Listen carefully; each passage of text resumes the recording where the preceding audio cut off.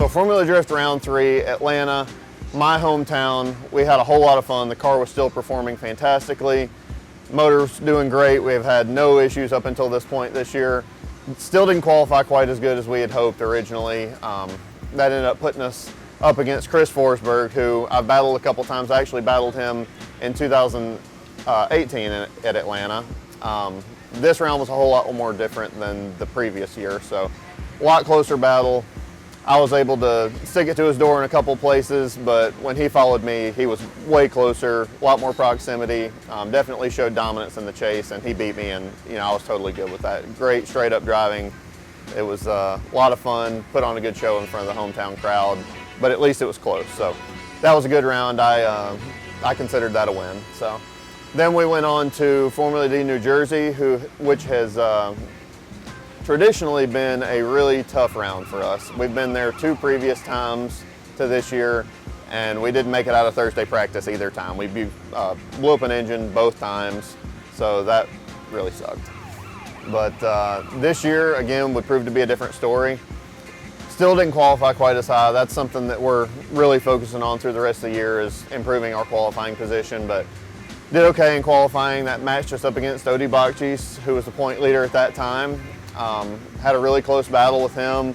I was able to stay pretty close on the bank and then get decently close through the infield.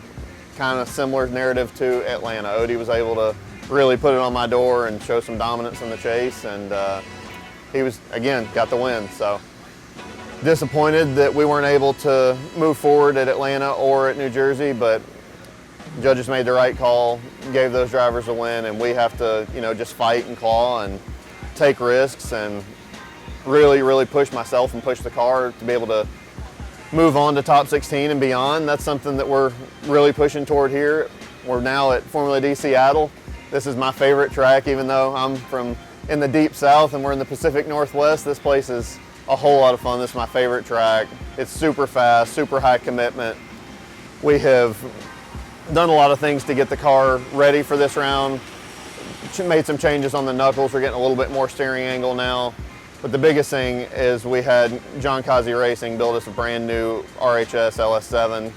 We've got with JE pistons, bumped the compression up. We still got a Cali's crank and rods in it.